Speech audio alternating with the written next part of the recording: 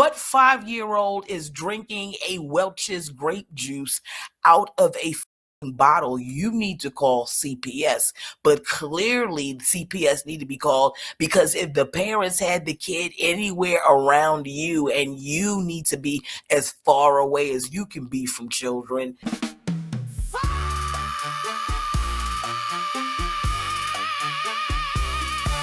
So, of course, Cory Hulcom is getting a lot of airplay. So comics who ain't getting no money think I'm gon' say they nene. They're going to take their chances in hopes that you do.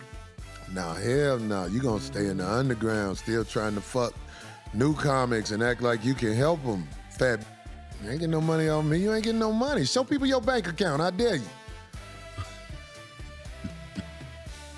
I dare you to show people your bank account. Like it be homeless comics and they claim comedy. They be, I'm a comic. Yeah, motherfucker, you live in a halfway house. Come on, comics. You know you wish you could be me. You wish you could have the drama that I'm getting right now. Don't nobody know you. People know you by talking about me. They don't know you from anything you said on stage. Look up some of these comics. The smilingest ass niggas. Hi, everybody. Got sexual assaults all on their record. Hi, I'm a good guy. Hello. I'm a gay man. They got sexual assaults on their record, not Cory Hulcom.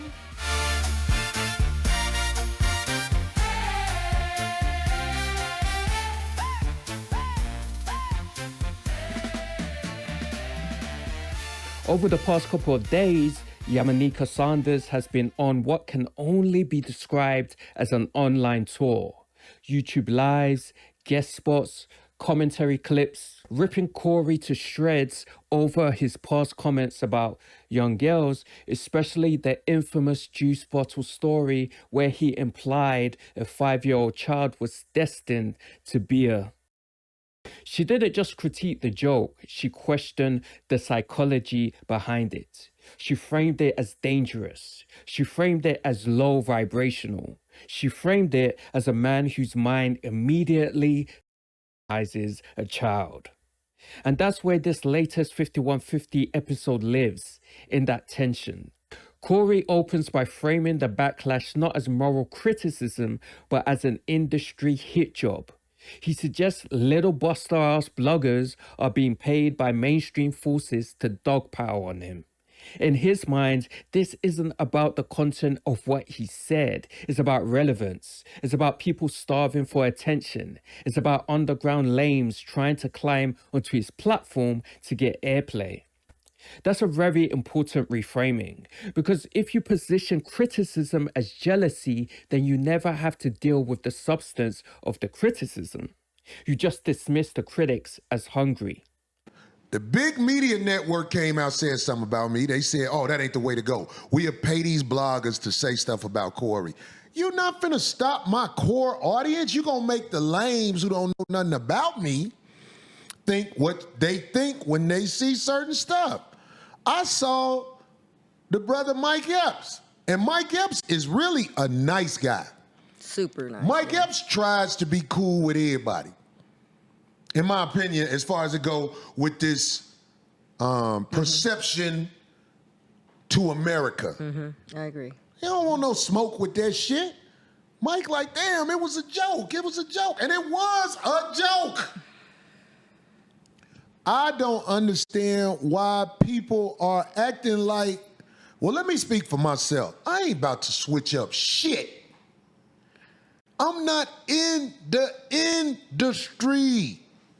You can't make me scared to speak from the heart. And if I ever say something that ain't right, I say, yo, I fucked that up. I fucked that up. Have I made jokes that I'm like, ha ha, ooh, I pushed the line on that one. Let me cool out.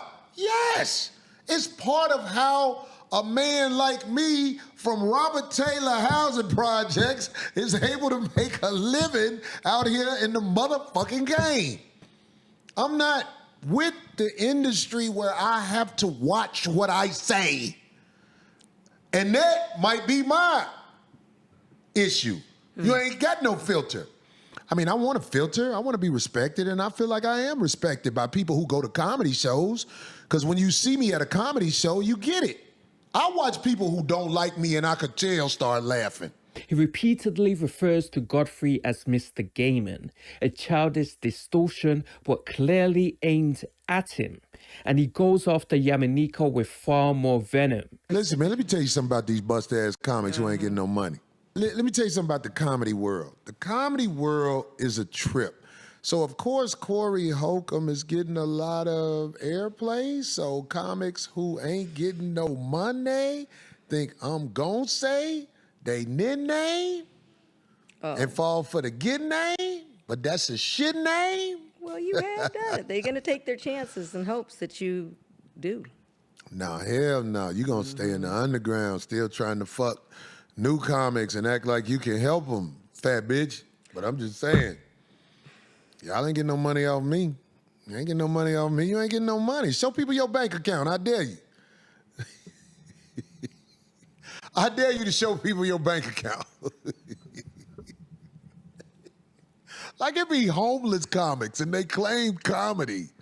They be, I'm a comic. Yeah, motherfucker, you live in a halfway house. The comedy game is hard than a motherfucker, man. Do you realize to make it as a comedian, you have to get booked, and when you get booked, there's pressure on you to be at a level where people will buy tickets to come see you again? It's hard to be like Cory Hulcom, where you get a whole bunch of motherfuckers hating, and Cory Hulcom is the real deal. So you could say all that false shit all you want. Too many people know. But I'm saying to the comics that want me to say their name, I'm sorry I can't help you. You have to stay in the underground and live with your mama or whoever lets you live with them and all that shit. But if you really are somebody who want me to say your name, show me that you're able to maintain in this world by yourself. It's comedians that are females that ain't nobody ever fought over them because of how they built. And they sit around sissies and talk crazy about the elites. It's not gonna happen. No matter what, your underwear is shameful if left in the laundromat. Ain't nobody gonna look for you. If your underwear is left in the laundromat, they just gonna throw it in the garbage and say it's a moose out here naked. The insults are not creative. They are body-based, hygiene-based, class-based. It's humiliation tactics. And what's striking is that Cory is going harder at Godfrey now. Even though on Godfrey's platform, it was Yamaneika doing most of the talking, if not all. I see a couple of names in there. I ain't gonna say their name. I ain't gonna say it. Nope. No, we just talked about that too. Oh, No, I ain't gonna say their name. I think I said one name tonight. Okay. I ain't saying no motherfucker, especially comics. Come on, comics. You know you wish you could be me. You wish you could have the drama that I'm getting right now. Don't nobody know you. People know you by talking about me. They don't know you from anything you said on stage. Dan, have you ever followed comics? What do you mean? Like their social medias? Like, you know, there's an app that you can get where you can find out things about people that's Like- on record. You mean like a Wikipedia, or are you talking about like criminal stuff? All or that. Background checks. Look up some of these comics. The smilingest ass niggas. Hi, everybody. Got sexual assaults all on their record. Hi, I'm a good guy. Hello. I'm a gay man. They got sexual assaults on their record. Not Cory Hulcom. Cory Hulcom had drama with a motherfucking meth head and handled his business, and the motherfucking gin nudge said what the gin nudge gonna say about it. But I'm saying, it's the smiling, phony ass niggas. They got the sexual assaults on their record. And I ain't even, look, it's funny, man. But they act like, what? What did I do? I didn't do nothing. Shit. The ringleader, Mr. Gaiman, got sexual assaults. And y'all can check it. Somebody say the gooey raccoon. The gooey raccoon got that other thing, that charge that real niggas don't play with. He got them things on his record. Yeah, somebody know who I'm talking about. Anyway, man. Godfrey himself didn't really launch an attack. If anything, he stayed relatively measured, aware that any direct swing might trigger a full war. Yet Cory frames him as the ringleader. That tells you something about Cory's temperament. If you're in proximity to someone criticizing him, you are automatically their enemy too. Affiliation equals betrayal. Silence equals conspiracy. It's ironic considering that a few years ago, Godfrey addressed certain allegations aimed at him on Vlad TV and called them complete bullshit. I had a girl try to do that to me. A Me Too me. Did I tell you that? Nope. I had a girl, oh, that's right, it's 2020. I had a girl try to Me Too me in my gym. In my fucking gym. Really? And I didn't do shit recently. But she got caught because I didn't do shit. I was talking to her in a lobby of the gym. Hey, why don't we check the cameras? Because we were talking right in front of the lobby. Why don't we check the camera? And then she started fumbling. She goes, but I'm just saying it. This is what the some of these women are doing, yo. He's had to defend himself publicly before. So for Cory to now imply that there are two records floating around, encouraging people to do background checks feels reckless, especially in a climate where rumors become headlines within hours. Meanwhile, Yamaneika's criticism hasn't slowed down. In a YouTube live titled Low IQs and Black People's Blues, she went even harder. She called Cory a clown, a failed comedian. He called the little girl a whore.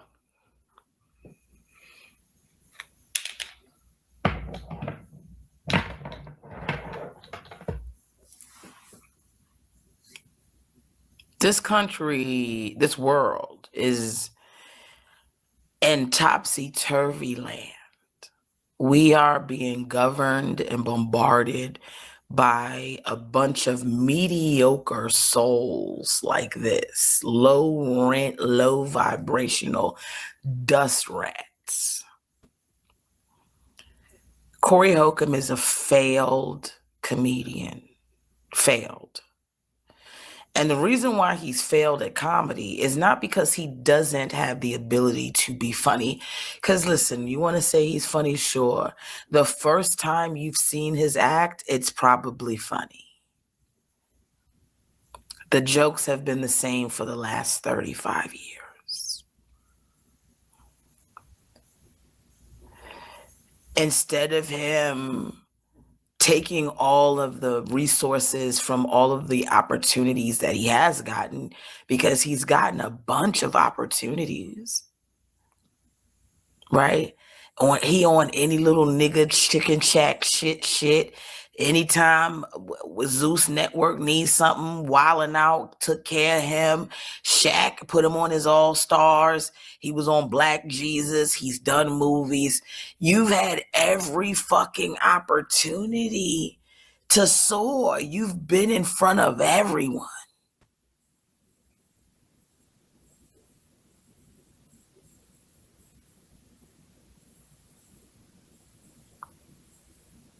You know why he can't? Because he's like that. And what's even worse than him being like that is that he doesn't think anything is wrong with his mind. Do you know how low rent and low based of a human being you have to be to look at a child and sexualize the child in any way?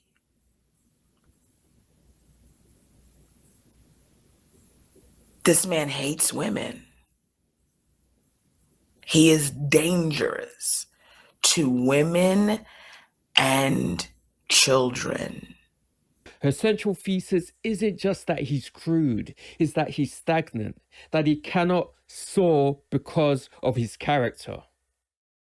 And she keeps circling back to the comments about children, the 13 or 14-year-old remarks, the 16-year-olds producing their healthiest babies, the 5-year-old juice bottle story. She frames it as a pattern, not a joke gone wrong, a mindset that repeatedly leans towards sexualization of minors. That's why she calls him dangerous. Cory, however, refuses to engage on that level. He doesn't break down the clip, he doesn't contextualize it, he doesn't clarify the intention. Instead, he shifts the battlefield to credibility and money. He claims mainstream media is paying bloggers to attack him. He frames himself as too powerful, too real, too unfiltered, and that's why they want him down. That means a lot when you can win over people that ain't even got the best intentions by you. I win them over because I'm talented, and all this stuff where y'all are talking about people getting cancer it's okay. It's okay. Some motherfuckers saying stay struggling. Okay, if I'm struggling, I love this struggle. As they chime in, as they're actually on the show, inside the chat. Okay. I love my struggle.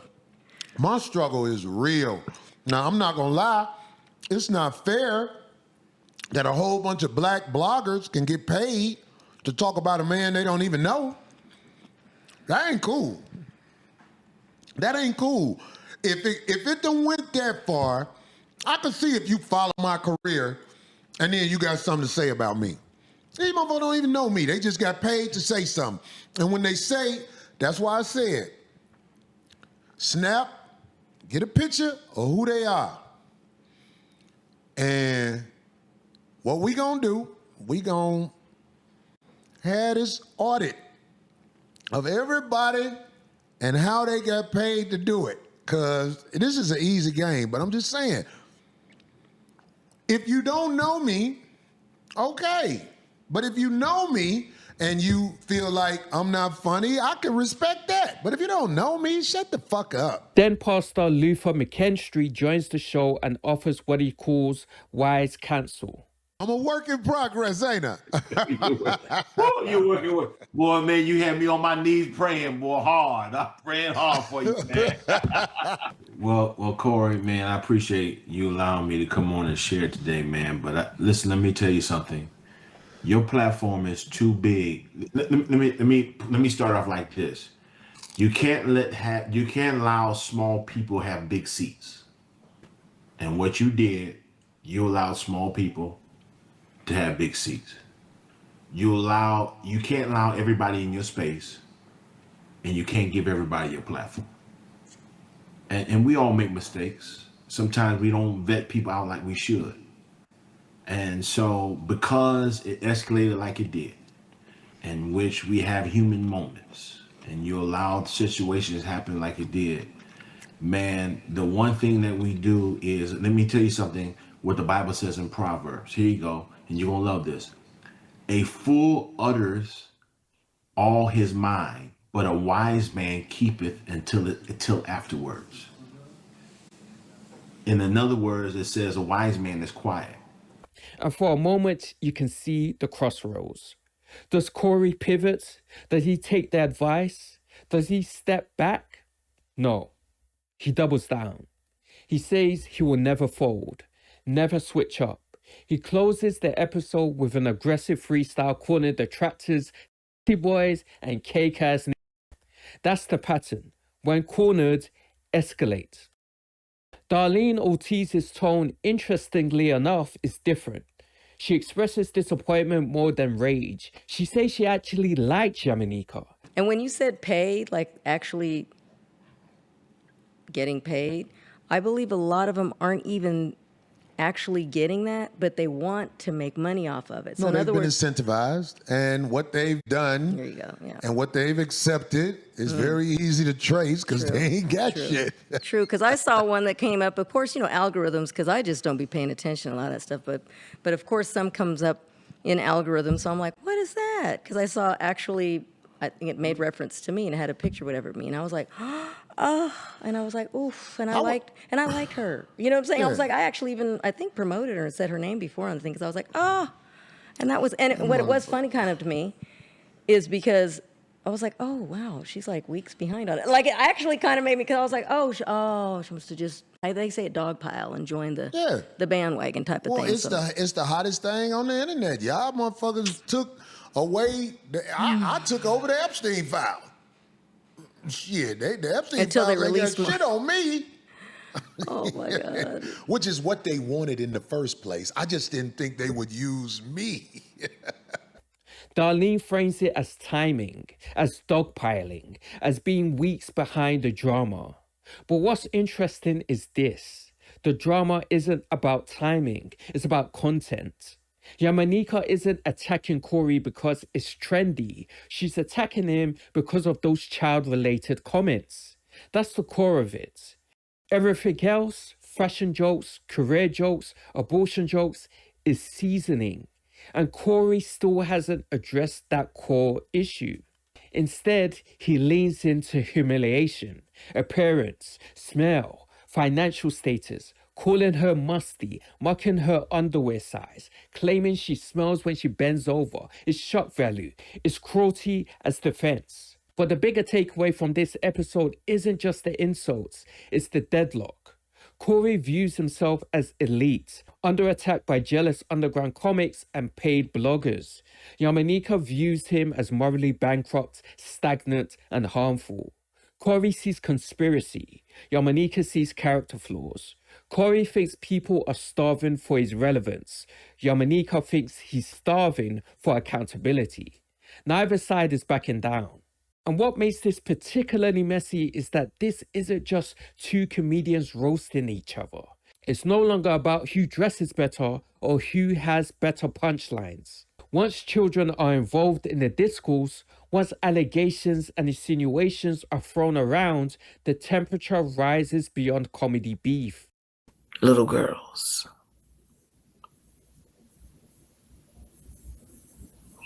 And the fact that there was nothing running through his brain that said, maybe I shouldn't say this. What does he call a little boy who's in the same scenario? First of all, you are lying about this story, Cory. What 5-year-old is sucking a bottle? You don't even know how children mature. You don't even know what stages children are at when they're doing certain things, probably because you've been, according to you, paying for every baby that ever had a child growing in your stomach because of you. And a few of them you didn't catch. And we thank God for the human beings that are on earth, no matter who brought them here. I wish your children nothing but love, peace, and joy, because God knows they have you as a father. They are losing on that regard. The episode ends not with resolution, but with escalation. A freestyle round, more slurs, more bravado, no introspection. So we're left where we started. Yamaneika believes Cory is losing all the way around, artistically and morally. Cory believes bloggers and underground comics are orchestrating a hit. Darlene feels betrayed by someone she once supported. Godfrey gets dragged despite largely staying measured. Deadlock. No one folds. No one apologizes. No one concedes. And in the middle of it all, the original controversy, the comments about young girls, still hangs unresolved.